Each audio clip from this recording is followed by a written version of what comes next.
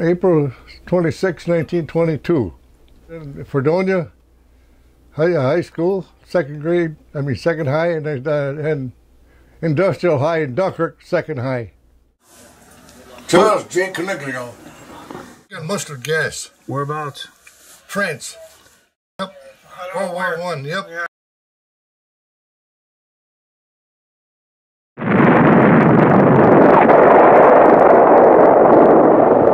December 7th, 1941, a date which will live in infamy. December 7th, yeah, that was deer hunting. We were out in the woods, and we went to the car and turned the radio on. September 11th, 1942. Because I didn't want to go in the army and dig ditches. A friend of mine from Brockton, Lefty Nicosia, him and I both joined. I went to Samson. What was boot camp like? Oh, Jesus, altogether different. I mean, you met a lot of fellows and everything, and you never, from all different cities and everything. You always had a good time when we went out, though, So after Samson, you went to Newport, Rhode Island. For boots, yeah. New Orleans to Philadelphia. From Philadelphia, I went to Florida. And from Florida, we went on PC boats out there for training. And then from Florida, I went to California, and it took a week on the train. Then when I got to California, I got aboard ship. I got first month, DE-17, Edward Daly. What does a DE mean? Destroyer escort. I was on there for, probably maybe four or 5 months, something like that. Then they commissioned this new ship, the LSD. Did the LSD have a number? 7. Then they sent me to radar school in Mare Island, California. And I went to radar school, and I come out of there as a third-class radar operator. So now they commissioned this new ship, the number 7, and they need the second-class radar operator. And I was from the DE. I was transported to the LSD number 7. To do as a radar operator? Well, we had it was an SL receiver, and I was sitting right there all the time in the scope. We had a scope right there, and we had to watch the scope, and the thing would go around, and you would see some a little, how would you say, a dot maybe or something like that, and hey, there's something out there. So then you would call up in the bridge and tell somebody, the lieutenant or somebody, they got lookouts up there already, but sometimes you don't see them. So I was there then one day, and I see this thing popping up and down in the water, and I said, that's unusual. I said, I kept looking at it, Then I called up the bridge, the lieutenant up there says, anybody looking at about 3 o'clock? He says, why? There's something out there. I says, I picking it up on the radar, and it keeps popping up and up. And they keep looking and keep looking, and they finally saw it. It was a floating mine, torpedo floating mine. Otherwise, now we got to stay there and blow that mine up. Otherwise, you get court-martialed. That's the duty of the radar operator. So my buddy was there, and I says, I'm going to watch him blow it up. Boy, it blew. Oh, it blew. From San Francisco, I went to Pearl Harbor. Palua Island, I think it was. Palua. Yeah. In the Mariana Islands. Well, no, we were there when they were bombing it. And we were throwing shells at it, too, when we were there. Saipan, the head Saipan was a bad one. That was a bad one. The Japanese told the people there that lived there, the Americans are gonna when they do capture us, when it happens, they know it's gonna happen. They're gonna rape your women, and they're gonna kill your kids and your older people. So they were jumping over the cliff, they were committing suicide, and that was in Saipan. After the invasion, we got on land and had beer parties. Oh yes, we used to have beer parties after everything was secure. So what kind of beer did you have? Regular beer from New York State. Ah. Oh yes, the good stuff, not bad stuff, the good stuff. So was it cold, chilled? What were? No, it was warm, and I couldn't drink warm beer. I couldn't drink warm beer. And they had the Marines on the island, and used to have the Army on the island. I was entitled a case of beer, and I would never drink a case of beer, period. And I used to give it away. The guy says, "You're crazy. You could get $10 for a bottle." I said, "I'm not selling it." I said, "I'm giving it away." I said, "These guys they're leaving here tomorrow. They don't know where they're going to be tomorrow." So I used to give it away. I used to do the same thing with cigarettes. I used to give cigarettes away, and they were 5 cents a pack back then. I used to give cigars away, and it was a penny a piece. To Okinawa was really bad. When you say Okinawa was bad, what do you mean by that? We lost a lot of men and a lot of ships, and we were there when they had that typhoon, and we were lucky to get out. A lot of ships didn't make it out to sea because it was so rough, and a lot of them got banged up while they were in port.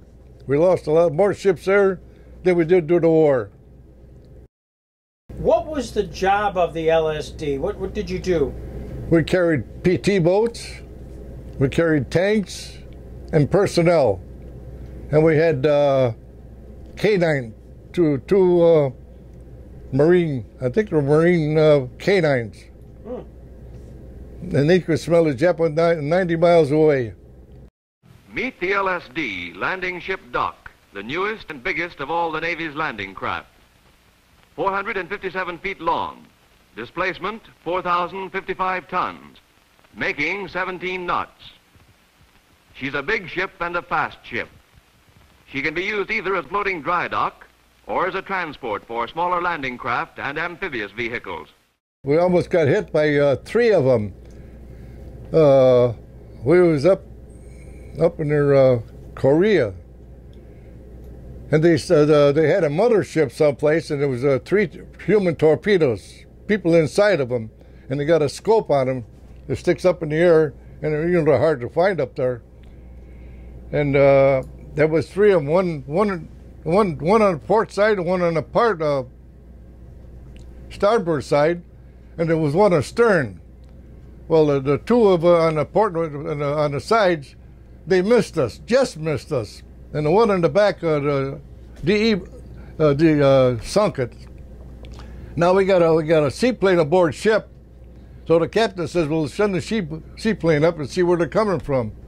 Well, they come back. They went out and looked, but they couldn't find the ship where it came from. They had to come from a mothership, but we didn't find it. The one time I was on the radar, and they were shooting at the airplanes up there. And the guy, there was one of the airplanes, some of our airplanes up there, you heard them swearing at us. They said, this is us, it ain't the Japanese. So one of the signalmen spotted them. It was Japanese planes up there, so they quit shooting. Friendly fire. Yeah, friendly fire. That happens, you couldn't help it. The Japanese kamikazes, one of the lieutenants got hit in the rear end with a shrapnel, and then another sailor, he got hit. They blew his muscle on his arm off with that there, and we were going to general quarters when it happened. We was down in the well deck. That ship had a well deck where we used to carry all these other stuff, and we're all going up there, going to general quarters, and the kamikazes were coming. So them 2 guys got hit.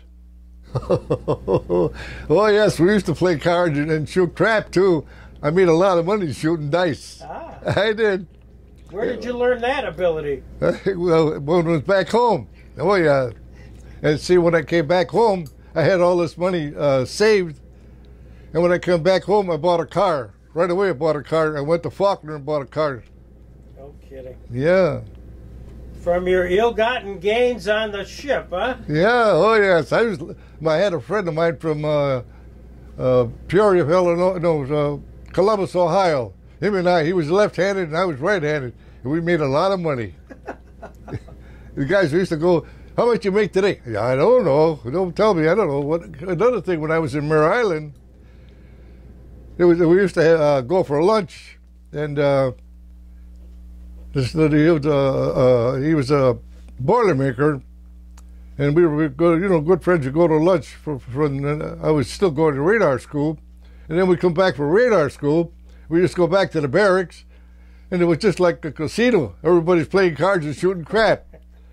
So then I was shooting dice, and I went back aboard. I went back to school to the barracks, and the guy says, "Well, what'd you do today?"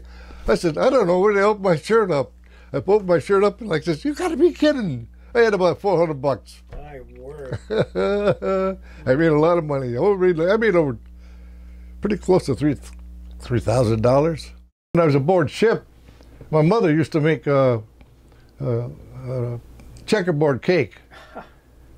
So I know this fellow in Buffalo. He was in the machine shop, and I asked him if he could make some containers so I could make some cakes. She said, what are you going to make? I said, I'm going to make a checkerboard cake, and I needed some things. So the circles, the 3 different colors.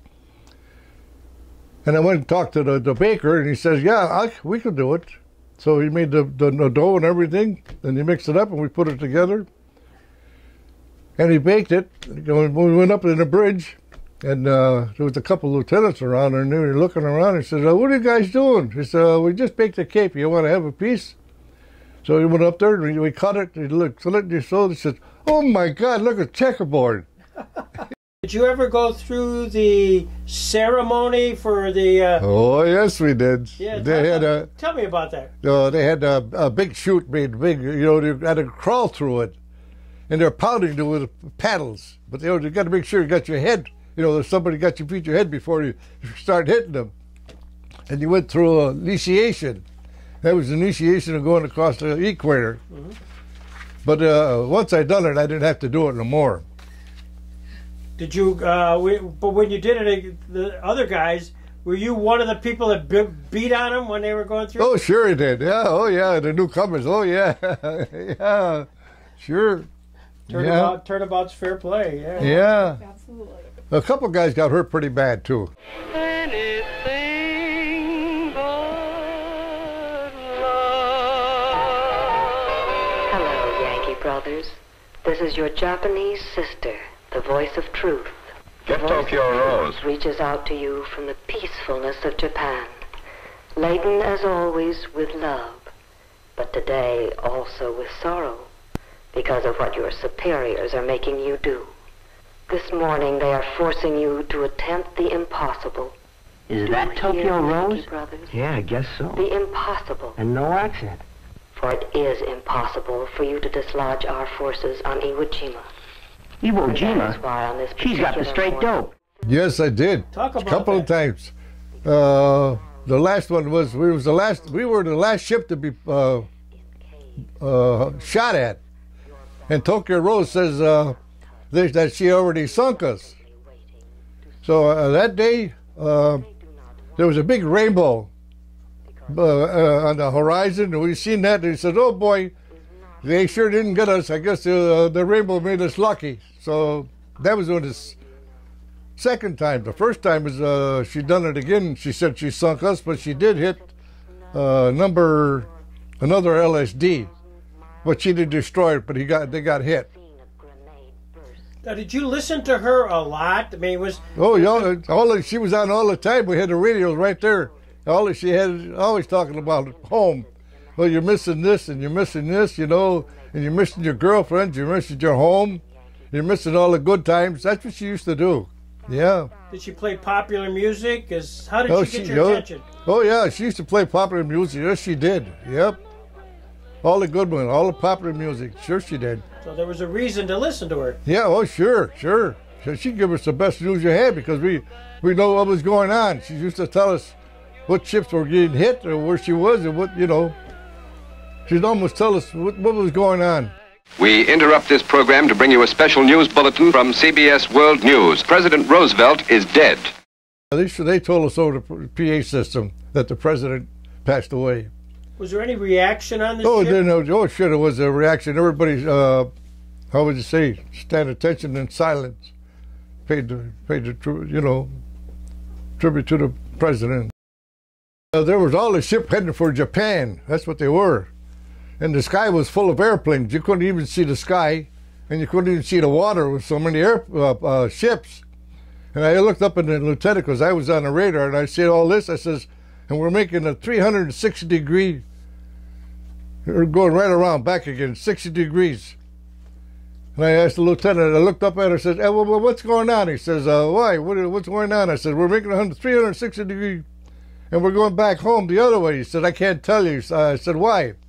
He said, are you afraid I'm going to jump overboard? He said, no, but I'll tell you, you can't tell nobody else. He said, it's between you and me.